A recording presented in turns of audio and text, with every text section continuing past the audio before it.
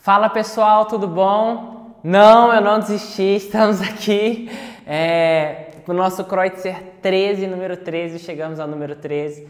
Bom, devido a toda essa situação de coronavírus, quarentena, eu aproveitei esse tempo para levar meu violino para ajeitar algumas coisinhas e com isso eu fiquei 10 dias sem meu instrumento.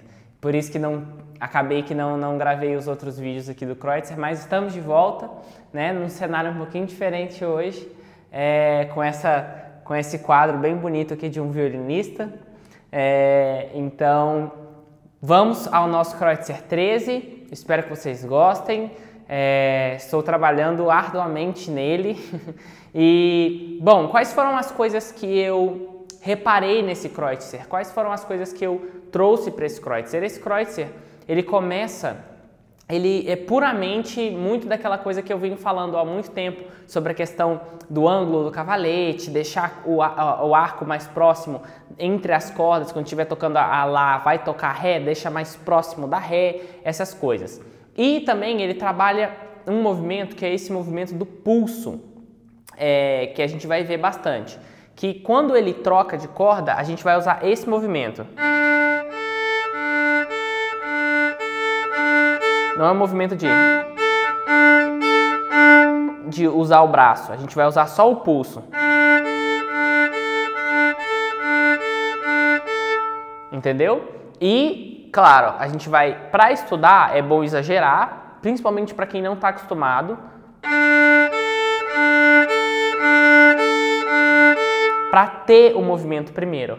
Depois, você vai diminuindo. Para você usar só aquela quantidade que você realmente precisa.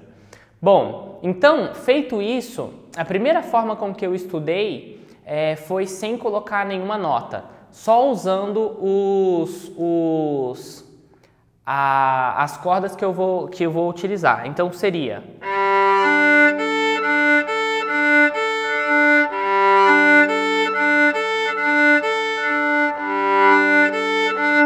Agora, o segundo ponto é que ele coloca também notas ligadas. Então ele coloca depois ou. E como fazer isso? Tentando não quebrar a ligadora. Como assim quebrar a ligadora? Fazendo dois movimentos para uma ligadora. Então, dentro da ligadura eu faço só um movimento, eu procuro fazer só um movimento. Então seria um movimento, depois o pulso, um movimento,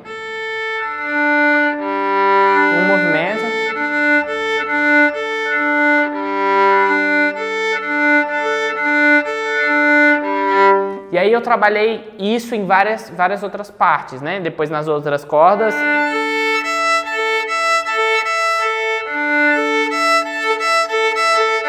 Claro que atingir a perfeição disso é extremamente complicado, são anos e anos e anos estudando. Então, por isso, se você for estudar desse jeito, não se puna, né? Não vá se punir por conta disso. É um processo, né? Como eu sempre falo. Então, isso foi o que eu trabalhei na questão da mão direita. Em relação à mão esquerda, como que eu fiz para conseguir afinar? O que eu procurei trabalhar durante esse tempo? Quais foram as coisas que eu busquei? A primeira é aquela questão que eu falo bastante sobre a forma, uma coisa que eu tenho trabalhado bastante. Então, não tentar mexer demais a mão. Essa é a primeira. E a outra, por pegar por formas, você tentar pegar eu vou lembrar a palavra. Meu Deus. Intervalos, né? Como se fossem acordes.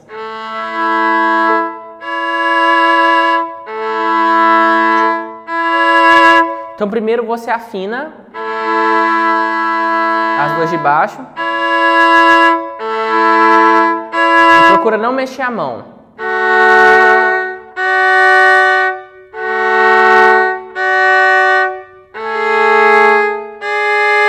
De uma forma com que você vai preparar, nesse caso, as 4 notas de uma só vez, né? Então seria...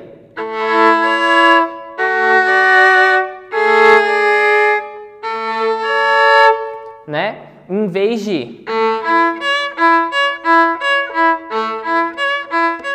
preparar uma de cada vez, porque aí tem muito movimento, entendeu? A outra coisa que você pode fazer para estudar é justamente estudar assim.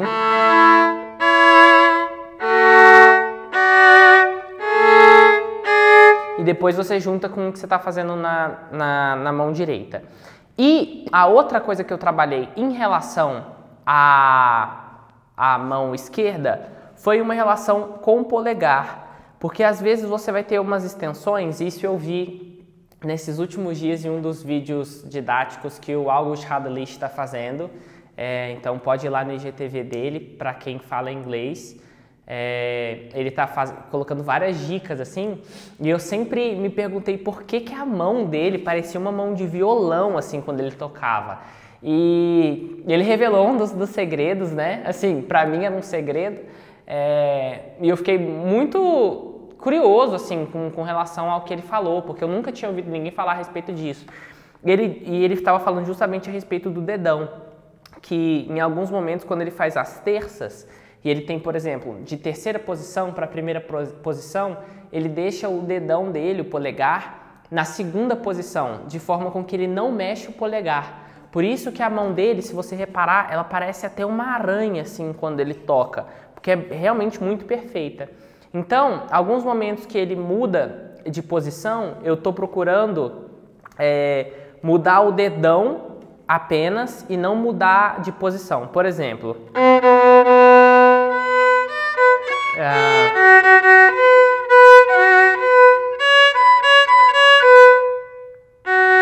E aqui eu mudo de posição, mudo o dedão.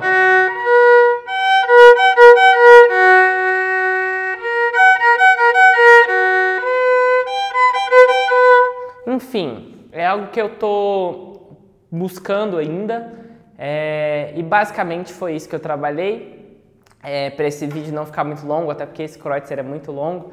E um pequeno parênteses aqui, eu fui tocar isso para minha mãe há uns 2 dias atrás, e ele é muito longo e muito repetitivo, né?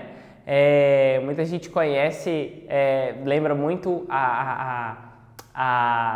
pro cello, né? O do Bach, no início é lindo, mas depois de 3 páginas isso fica um saco, né? Para quem ouve. E a minha mãe, eu fui mostrar pra minha mãe, quando eu cheguei na última página, tava quase no final, ela falou assim, ah não, Thierry, já deu. E aí ela saiu e me deixou lá sozinho, eu comecei a gargalhar, mas eu queria chegar até o final, foi uma luta pra conseguir chegar até o final, mas eu consegui chegar. Enfim, gente, foi isso que eu trabalhei essa semana, estamos de volta, semana que vem eu vou colocar 2 vídeos do Kreutzer pra compensar, pra gente conseguir chegar mais rápido. E, bom, eu nem avisei isso pro Wendel que vai editar, ele fez uma cara. Mas estamos aí, estamos de volta a todo vapor. Não vamos deixar com que esse coronavírus paralise a gente de forma nenhuma. Vamos aproveitar isso pra gente crescer, pra gente melhorar e vamos que vamos. Valeu!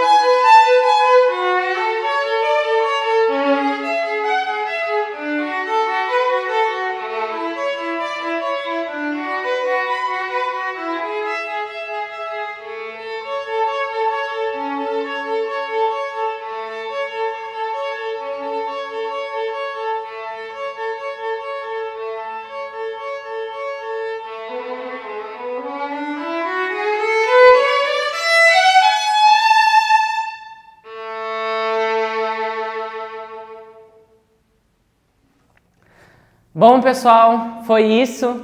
É claro que às vezes a gente vai cometer erros, às vezes não, sempre a gente vai cometer erros, jamais vai ser perfeito, mas é aquilo que eu falo, o importante não é ser perfeito, é melhorar sempre. É por isso que eu sempre tento tocar de primeira.